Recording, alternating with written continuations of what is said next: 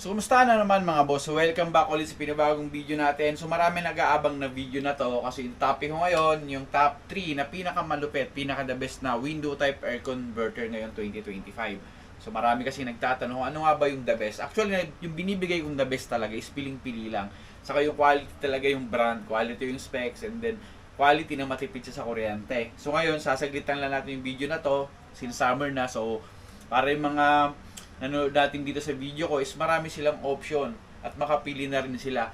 So huwag na kayo masyado magtatanong sa mga homebodies. Nandito na ako para i-share yung knowledge ko about sa product ng aircon.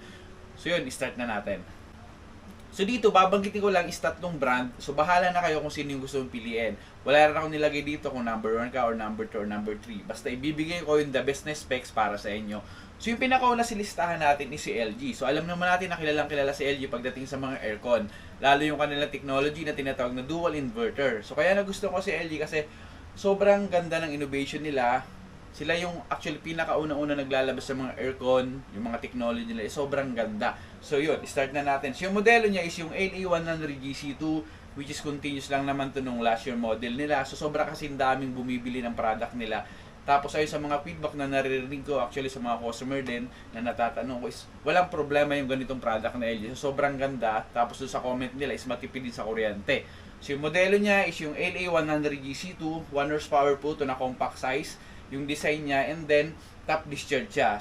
Maganda po kasi yung mga aircon, lalo kung top discharge, para maganda yung distribution ng hangin. Mas mabilis siya magpalamig ng mga kwarto nyo po. And then yung cooling capacity niya is 10,000 kilojoules per hour, which is okay na okay to pagdating sa mga 1 horsepower aircon. At the same time, yung kanyang wattage is nasa 900 watts. So, tapos syempre yung technology ng inverter niya is yung tinatawag nila is dual inverter compressor. So, yung ginagamit nila is dual rotary. So, mas mabilis kasi magpalamig yun. Saka mas tahimik mag-operate. At the same time, ito yung estimated ni DOE. Yung monthly consumption niya is nasa 1,579 pesos lang.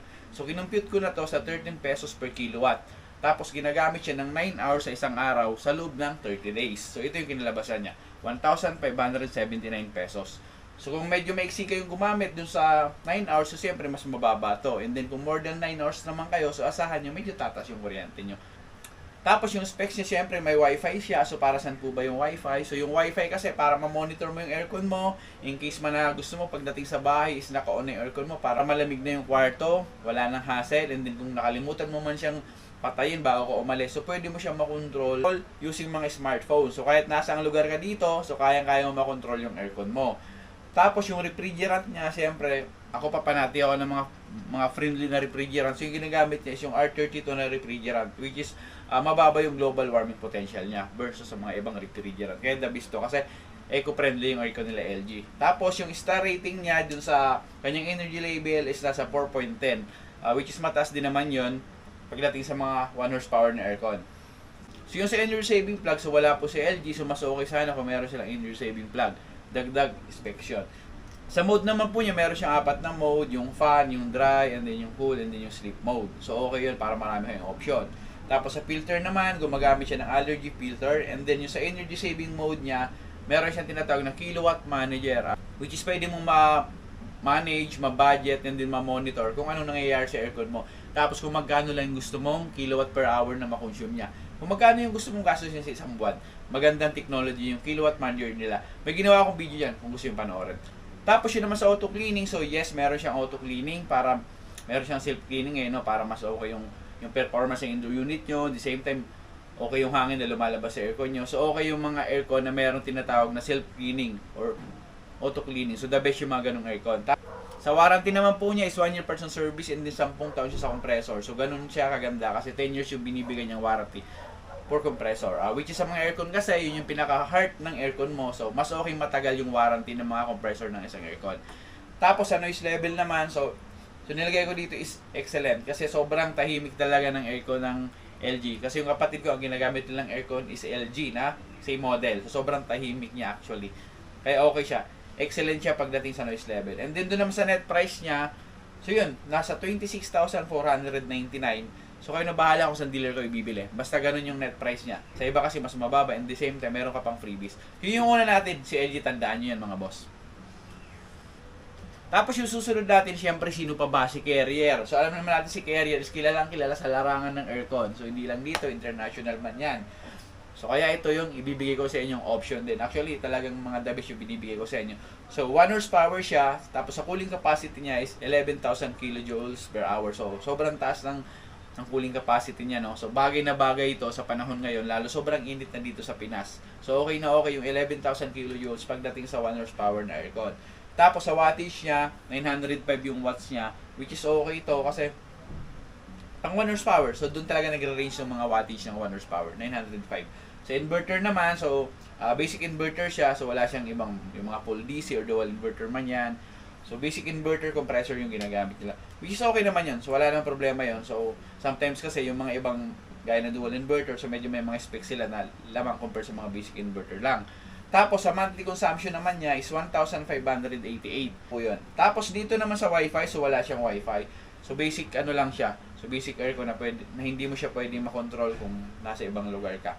So yun lang. Tapos yung refrigerant niya, ayon sa to say lang kasi yung ginagamit niya is R410A.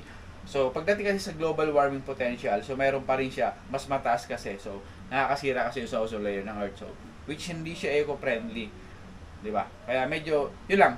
Tapos dun sa star rating niya is 4.05. So mataas din yung rating niya pagdating sa 1 horsepower na ganito.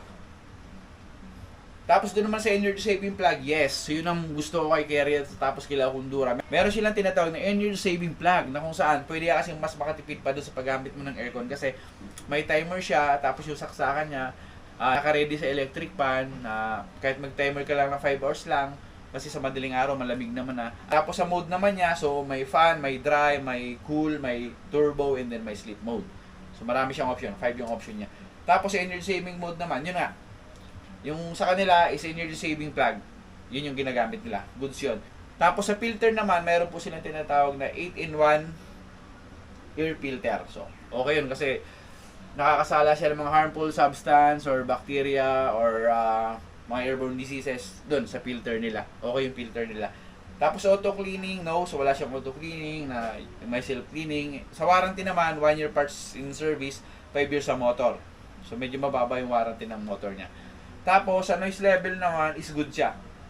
Good siya. So, meron kasing mas mataas talaga, gaya ng binanggit ko na kay LG, excellent siya kasi kayo, pagka bumili kayo ng aircon or nakagamit na kayo ng LG saka ng ibang brand, maririnig niyo yan. So, kayo mismo makakahusga nun. Tapos, sa net price naman niya is 26,999. So, halos magka-presyo lang sila ng LG, mas mahal lang siya na nasa 500 pesos. Gaya ng sabi ko, mag-canvas kayo, or pwede nyo akong i-PM actually or i-message dito sa comment section. Bibigyan ko kayo ng idea kung saan kayo makakabili ng aircon na mas mura. Yun lang. Yun yung pangalawa ko, si Carrier. Tapos yung pangatlo natin, para matapos na tayo, is si Panasonic. Alam naman natin si Panasonic, Japan Technology. Mahal na mahal natin yan. So ito yung modelo niya, CW U923 GPHW. So yung modelo niya, 1 horsepower din to. Tandaan nyo po, yung dinidiscuss ko dito is puro 1 horsepower lang po yan. So 1 HP, yung cooling capacity niya is 9,500 kilojoules per hour, which is okay naman yun. Pasok pa rin yun sa recommendation ng 1 horsepower. And then sa wattage naman niya is 792. So medyo mababa yung wattage niya, kaya mababa rin yung cooling capacity niya. Pero swak pa rin naman yun. Pasok pa rin yun sa mga 15 square meter below na area. Tapos basic inverter din. So wala siyang ibang mga full DC or dual inverter. So basic inverter yung ginagamit nila. Sa monthly consumption, so asahan natin na mas mababa si Panasonic gawa ng mas mababa yung wattage niya, at the same time yung cooling capacity. So nasa 1,389 lang yung computation DOE pag dating sa ibang brand na kinumpit ko kanina. So mas mura siya actually, nasa 200 pesos. Yun, so mas mababa siya. Tapos sa Wi-Fi, so wala siyang Wi-Fi. Hindi mo siya pwede makontrol ng may smartphone kung nasa ibang lugar ka. Sa refrigerant naman, yun, pasok na pasok refrigerant niya. R32, which is eco-friendly yan. So, although mayroon pa namang ano yan, pero sobrang baba kasi ng global warming potential niya. Kaya goods na goods sa akin yung mga R32 refrigerant pagdating sa aircon. Kasi syempre, save Mother Earth, mahal natin yan. Tapos, ano pa? Tapos sa star rating naman is 4.36. Good yun. Mataas yung kanyang star versus dun sa dalawa. Kasi nga, yun. Mas mababa yung cooling capacity niya. Moving forward. So yun, sinabi ko, sa energy saving plug ba mayroon ba to? Wala. So walang energy saving plug si Panasonic. Sa mode naman, mayroon siyang tatlo, fan, dry, and then cool mode. Okay lang naman yon. Sa energy saving mode, So wala siyang ginagamit na ganun. Kay LG kasi kilowatt manager, kay Carrier kasi is yung energy saving plug nila, and then kay Panasonic is wala. So yun lang.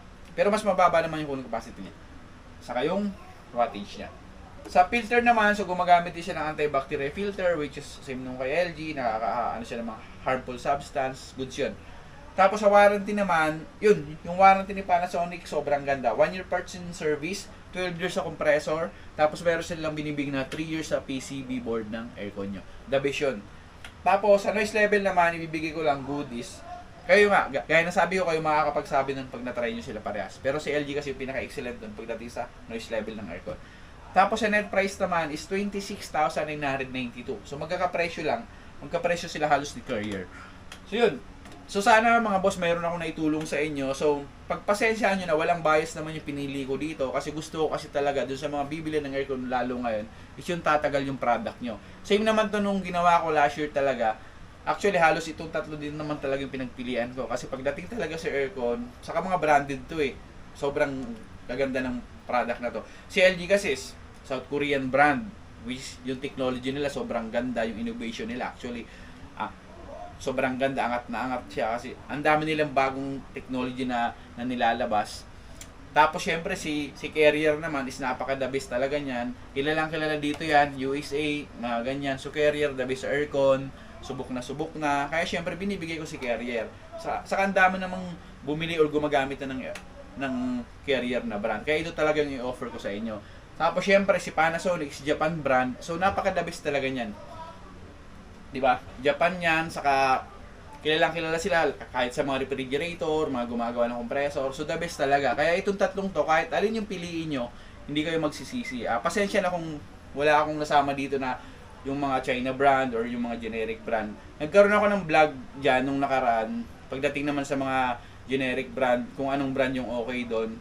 So bihira kasi ako mag-vlog na sobrang mumurahin na aircon na yung sobrang budget friendly kasi mahirap na. Tapos mamaya, nirecommend ko sa inyo, tapos nasira ka agad. So sayang na nang pinambili nyo. Kaya ako kasi honest review lang. Tapos kung ano nakikita kong specs, sa experience ko, kasi alam naman natin nagtrabaho ko sa ganitong larangan ng pagbebenta, kahit naman ngayon. Kaya yun yung sinasuggest ko. So kung bago ka pa lang sa aking YouTube channel, huwag mo kalimutan mag-subscribe. In-hit mo na rin yung notification bell para lagi ka update sa mga video na aking gagawin. Malaking tulong yan. Yun lamang. Peace out.